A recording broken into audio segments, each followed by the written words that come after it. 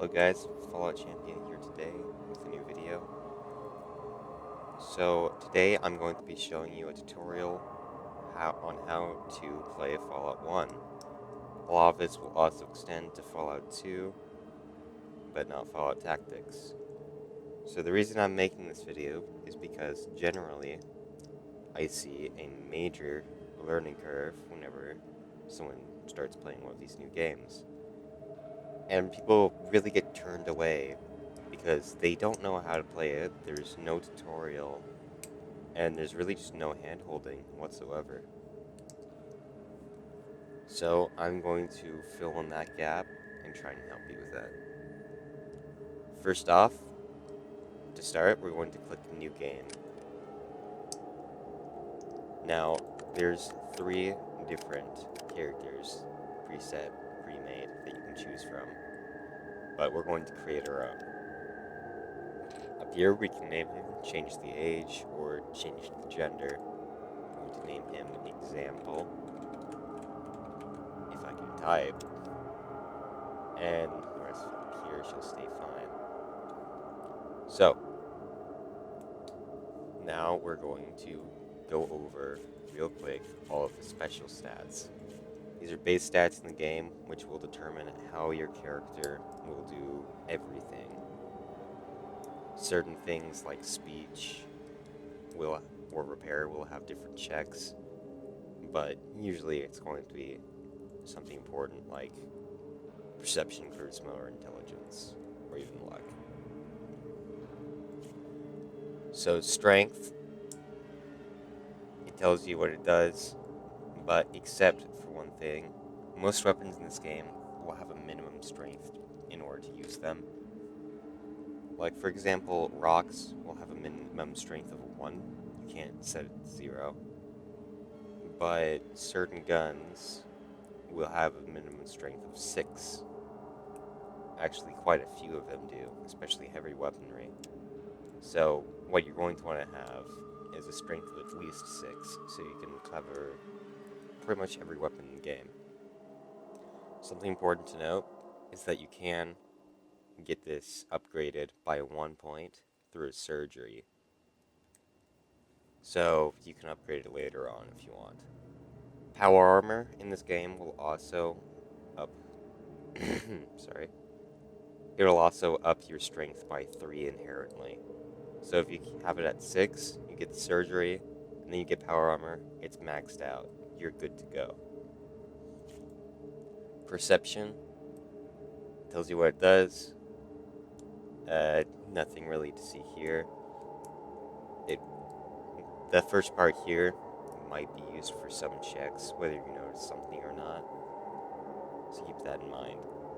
Having a perception of 5 or lower will really suck for any kind of ranged combat, so I'd recommend keeping it pretty high. For my build, I'm just going to get everything average. I'm going to show you around combat, so I don't really need charisma and intelligence that much. Endurance is very helpful because it will give you a healing rate of 2 if you get it up to at least 6, which is what I do for every single character I make. You want to have a healing rate of 2, and also get additional hit points per level, which is very, very helpful. It's really just a beautiful thing. If you turn it down too low, then your life is just going to suck. Resistances are also pretty nice, but I don't see them as a main focus. Charisma. Having an okay charisma is basically baseline for talking to NPCs. 4, you'll be okay. Anything after that will probably be considered ugly. And if you have a very bad charisma, then you're going to be immediately shunned from some communities. Yeah, that's gonna suck for you. Having a high intelligence is very nice because of the skill points per level that it gives you. Dialogue options only get really changed after, like, 3, in which, if you're 3 or under, you're a caveman. 4, you're still okay, average, baseline. 6 doesn't do anything really, speech. 7 and over will affect your speech probably, and how much, like, just different dialogue options. So, higher intelligence, more skill points per level, sooner you can max out any of these, whichever you're going for, which I'll get to in a second, after I get to optional traits.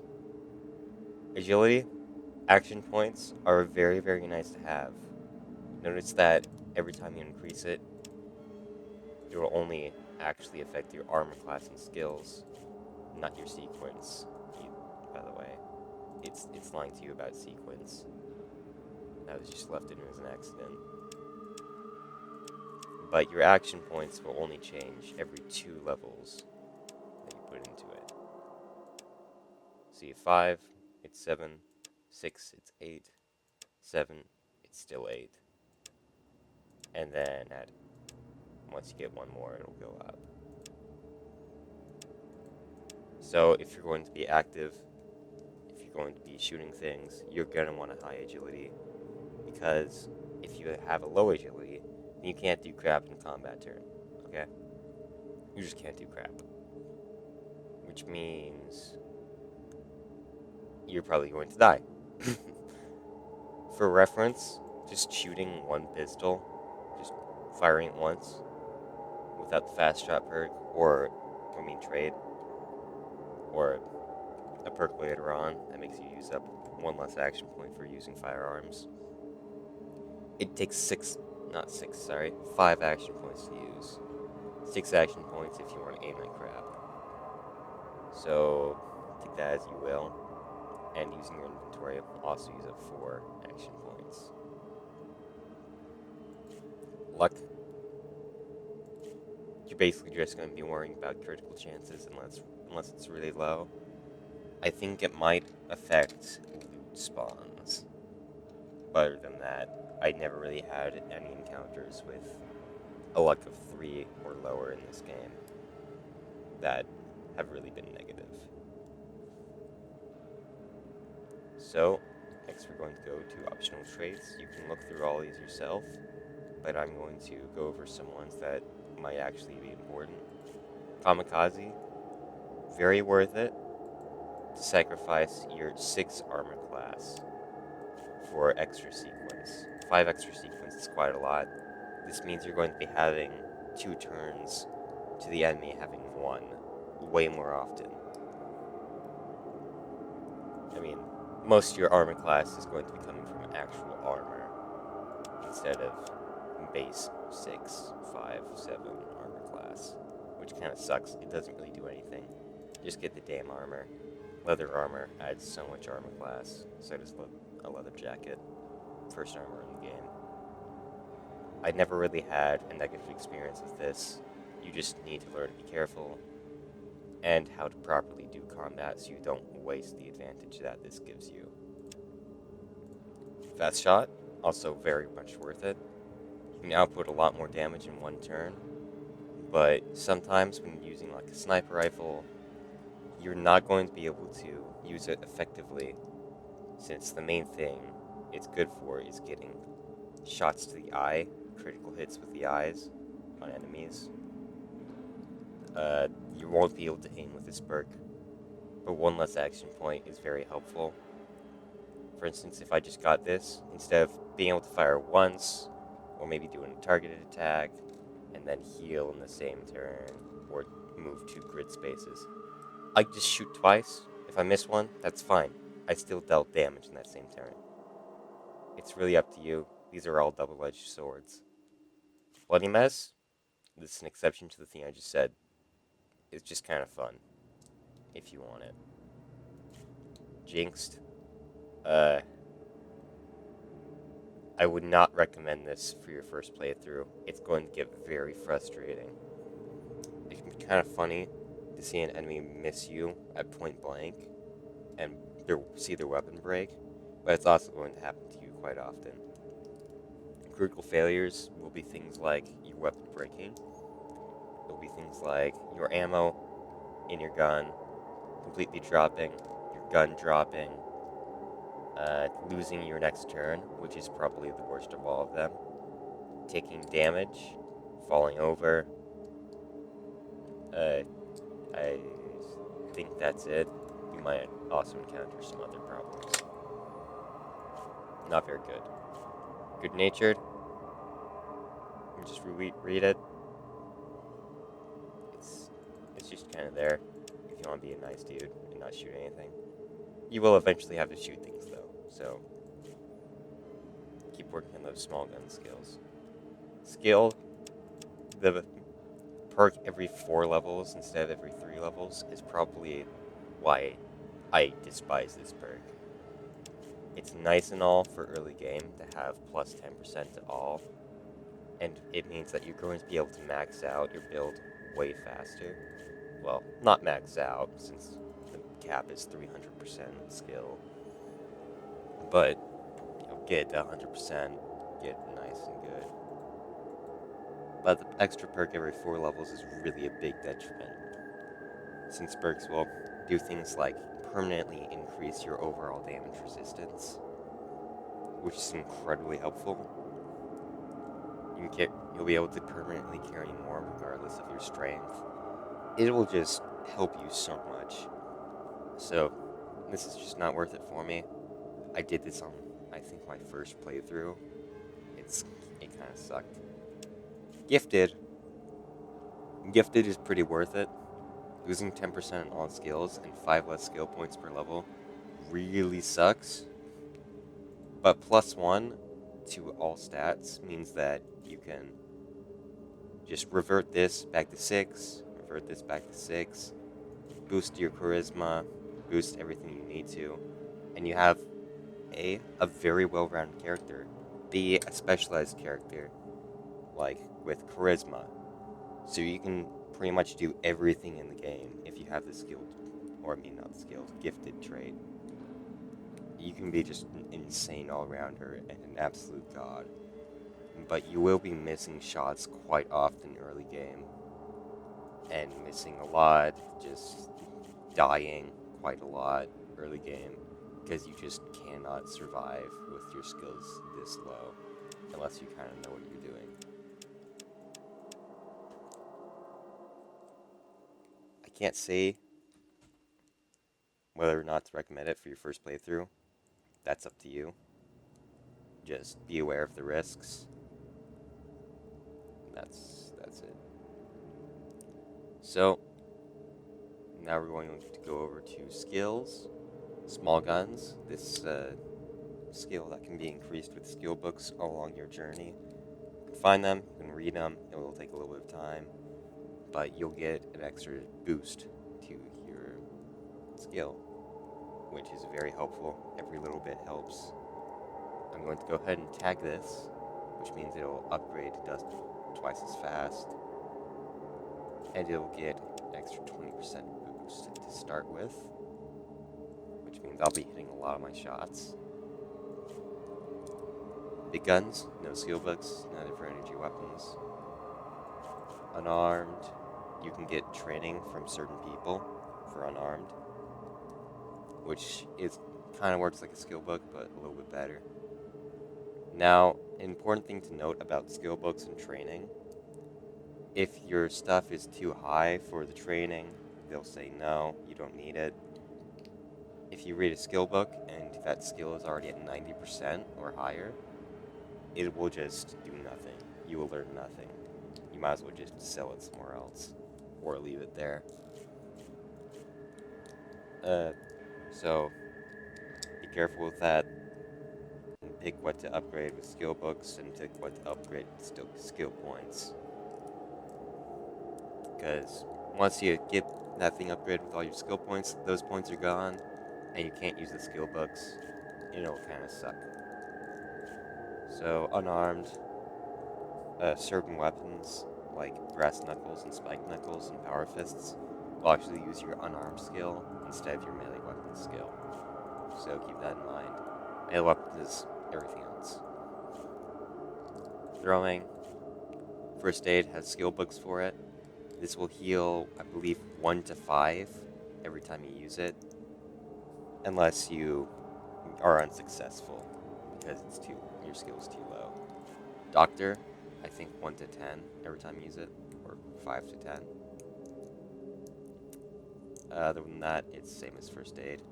There's also first aid kits and doctor bags to temporarily increase your skill percentage with them. That also works for things like lockpicking and repairing. There are certain tools for those as well. Oh, and outdoorsman, which is motion sensor, but it doesn't tell you that. Sneak, very helpful to have. I'm going to tag it here, and also actually tag unarmed. This will help you run around, or not run around, because that'll break you out of sneak. It'll help you sneak around unnoticed, and be very helpful to avoid confrontation. And overall, it'll help you steal stuff. That's generally what it's going to be used for. Lockpicking is absolutely necessary to get anywhere in this game. A lot of important lockers with good loot are locked, so you're going to have to use this thing to get into them. You're also going to need this in order to steal anything, get into bad guy places, which are under tight security, unless you kill someone and get a key. There's also stealing. I never really use this much, but if you get away with it, then congratulations, you now have whatever the heck you stole, and also you didn't lose any karma, and you didn't get caught. If you do get caught, however, everyone's going to turn hostile on you and kill you. You'll have to reload. But you can always just try stealing them again until RNG goes in your favor. Traps. Overall, I didn't find this that helpful. Only place with traps in the game. Only places with traps. Usually kind of useless. So, meh. But if you want, you can just defuse crap. Science. It's kind of face value. This will be very helpful for interacting with computers, especially when it tells you you could glean more with this from a more scientific approach. You want to use this skill, this active skill, on the computer. You'll probably get more out of it. Repair is very helpful during the game. It's going to be certain things that don't seem like they'd use the repair skill, but you are going to have to use the repair skill on. And also, random crap that needs repairing for quests, which will actually help. Repair skill will actually help you on your main quest, first quest in the game. But you will find at least 3 skill books along the way if you decide to use it. So speech, already went over this. It's pretty nice to have if you want to get the full story out of things, and if you want to sneak your way past people. Barter. This is pretty good if you want to get rich early game. Like once you defeat a certain location, you can just steal all the crap and sell it for high prices.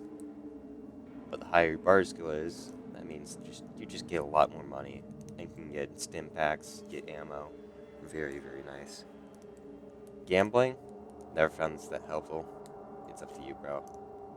Outdoorsman will actually just help you with random with random encounters.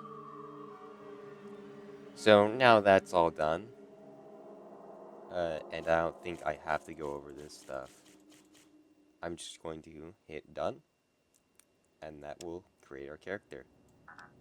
Oh, forgot to reallocate one of these, I guess. I think I'll just put it back into charisma.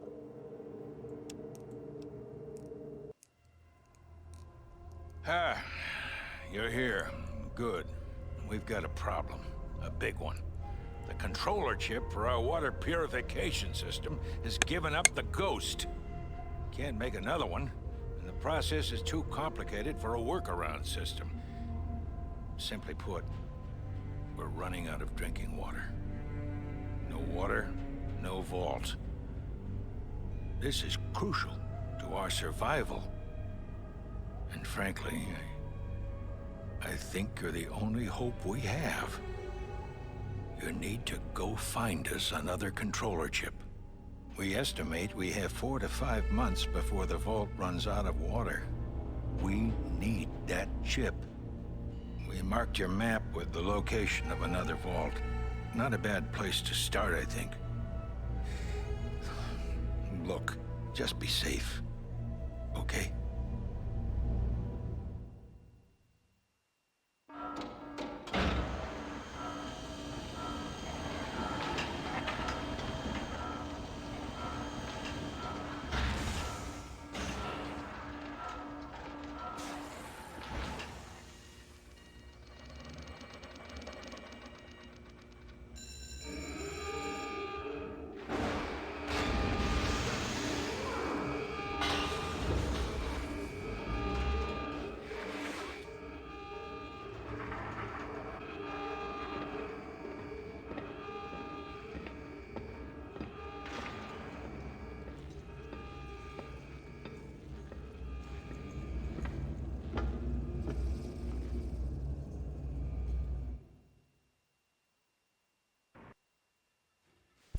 Okay, so, like the Overseer said, we have to now find a water chip, otherwise our vault will die. If we want to check up on that quest, first off, we're going to hit Pip-Boy, or you can press P. As you can see, we temporarily, until the quest is completed, or we all die, have this little sticky note here. Forgot its name. Otherwise, in the Pip-Boy menu, you're going to be using this pretty often in the game. You can hit here to rest, which I can't right now. Resting will heal you, as a healing rate thing in the character menu will say. Since our endurance is 2, it will heal us by 2 every 6 hours. There's also a heal until rested option.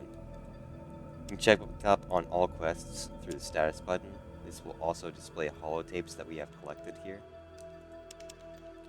So Vault 13's quest status, we need to find the water chip, and then return to the Overseer. There's auto maps. We don't have any until we leave the cave. Video archives. Overseer briefing. Only a couple things will show up here. It's pretty useless. And we're going to close out of it. I'm going to quickly navigate the rest of the menu before I show you movement. So here is the character. This is basically just what we saw earlier, except a few changes. Here we can see our optional traits, which we didn't get any. Our perks, our karma, and our kills. Here's our level, XP, and XP needed until our next level. We have all our current special stats, all our current armor class, hit action points, carry weight, everything here, hit points, and skills. Once you gain a level, you'll get some skill points, and you can just distribute them like this. Until then, we're just going to carry on. So, we also have the map button. I never use this much. This is basically what's going to appear in your auto maps in the Pip-Boy section. Once you set it to high, it'll just add a few more pixels on the screen. Okay. So there's also the inventory button. We can access by clicking this or the I key.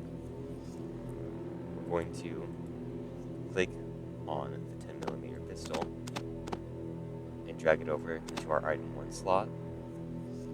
And then we're going to select our brass knuckles, which you'll only get if you tagged unarmed, and drag it to the item 2 slot. Real quick, show you how to use something in inventory. Don't do this, but you just right click until you're in this little thing where you have binoculars showing up over the item. Click down or click once, and it'll give you a short description to use it.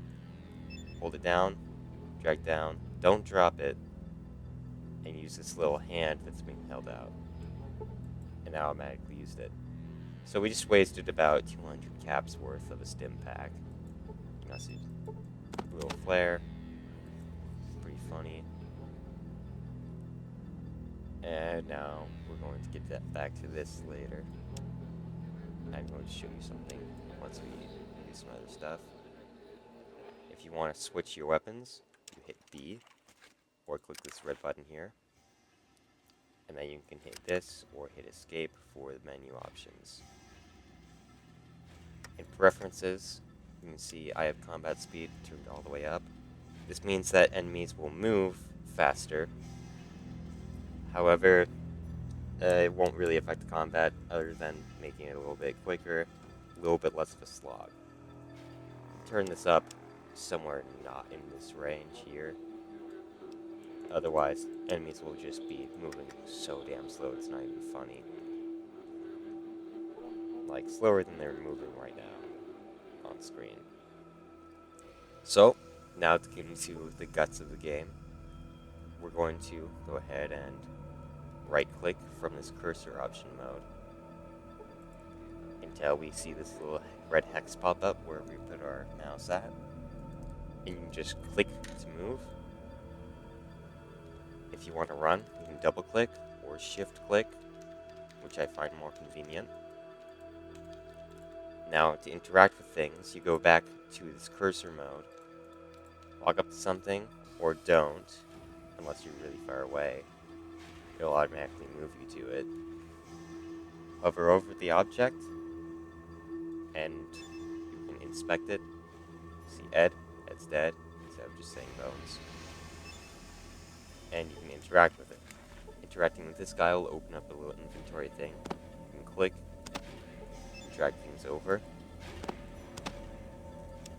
Now I'm going to open the inventory again. In order to change ammo types, you're going to unload your weapon like this, and just drag the ammunition over it.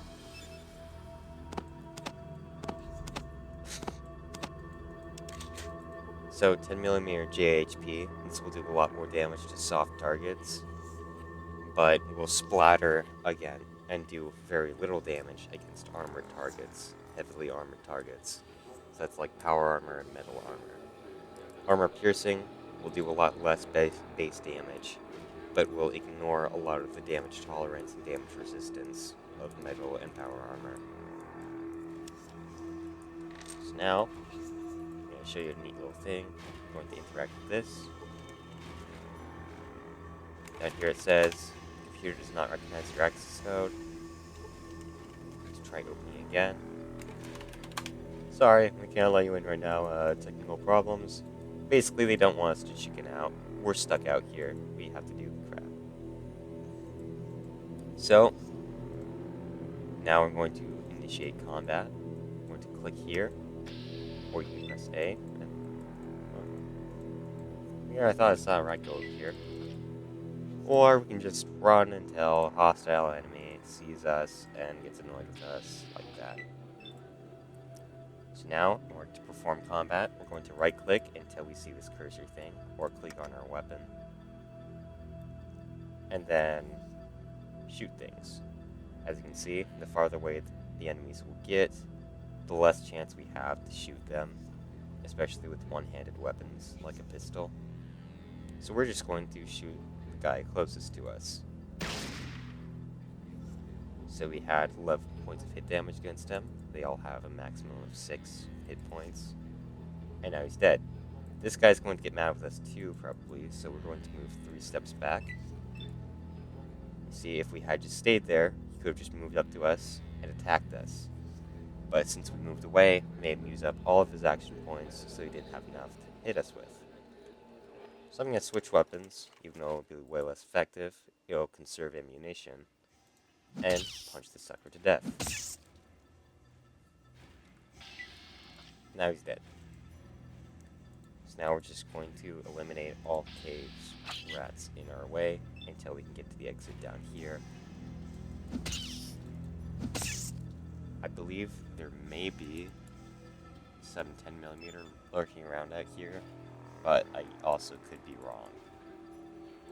And Ed's bones are all loot that you're gonna get here. You can stay here and farm for some XP with cave rats. It's pretty easy, but for intents and purposes, I'm just gonna go out here. Now, something you're gonna want to do is save frequently. Gonna hit escape, go to save game. Here's my setup. I usually have multiple game saves, main game, and then some backups just in case you screw it up or something. And I'm going to save here in combat save, since I don't want to lose my other save games, but just saving your main save file. So I'm saving because I just went through some combat. I don't want to do it again in case I screw up. And already loot stuff. You don't want to mess up, die, or just mess up in general. You screwed up a quest permanently. Reload, and have to do everything all over again. So just save frequently. Best thing you can do. So, there's Vault 15 there. It has a lot of good loot, but spoiler alert for main quest 1, 2, 3. You don't really get the water chip there. It's just not there. Just don't bother searching for it. I spent hours trying to find it, then looked it up on a wiki. It's down south in a city that you're going to come across. Pretty hostile city, but just keep your eyes out, ask questions to anyone who will actually talk to you, and you're going to find the water chip there. Most, I think. So, we're just going to move around the map. You can see this little green circle. This is how you enter Vault 13. Enter that cavern entrance. Once we go to the rest of the vault, then we can just automatically go into different parts. But for now, we only have access to there. In order to move on the map, just click. Since we're in mountainous terrain, we'll move a lot slower but use up the same amount of time. Once we get onto open desert, however, we'll move very fast, taking the same amount of time. So that's basically a random encounter. You're gonna find a lot of them. The closer you are to a friendly town, the more friendly encounters you're going to have. Further away, you're going to have a pretty bad time with some jerks. So these guys, they only have floating text, but merchants and stuff, when you talk to them, they're going to have actual dialogue, and you can communicate with them. You tell me about will only work for important NPCs who have been programmed to respond to certain things. Like certain town names might ring a bell. If you misspell it, it's not going to show up. Keywords will ring a bell. Otherwise, they're just going to say, I don't know about that. So Shade Sands is the town that we just saw on the map, but have not entered. And he mentions it here. You can just ask what he has for sale. And this is bartering. So, what I'm going to do is I'm going to offer up both of our knives, since we already have brass knuckles and unarmed skill tagged, and our 10mm AP, since it's mostly useless, certainly in the game. And since I have my brightness settings turned all the way up, I do not need a flare whatsoever. Now our offer is 215 caps. We're going to go ahead and pick something out. Let's say one stim pack, worth 108 with our current barter skill, and some more 10mm ammunition. Since nothing else here is really worth our money, and we don't want to take this deal where it's kind of offset, we can ask for some of these bottle caps. And yes, this is the only way to get bottle caps in the game from bartering. You just click, click, click, click, click, click. It's very annoying. Or you can select all, but that's not really an option right now. So now our trade offer is even, and I'm getting what I want, which is, in my opinion, much greater than what we're offering. So now we hit offer, and now we have our stim pack back that I used foolishly earlier, and a lot of extra ammunition, plus bottle caps that we can use later. So now we want to save. You can also save before making the trade in case you screwed up. And now we have a pretty good get up here. I'm going to be able to kill things a lot more if they want to kill us, and have a fun time not dying. So I believe that is pretty much it for the tutorial today. I'll see you guys next time. Goodbye. Oh yeah, some other things that I forgot to mention. Um, in order to use skills, you hit the skill dex button here, or hit S to open the skill dex, and you can select any one of these active skills, or you can press the corresponding numbers 1 to 8, going up to down, use them. So, oh, I think I broke the game. Theoretically, if I hit 1 right now, then I should go to the sneak. I guess I really just broke the game. So, I think first aid would still work. Use it on this guy. We can diagnose that he's suffering from poison, or we can just talk to him and find it out either way. That's pretty much it for skills. No help with things like that. Sorry for the interruption.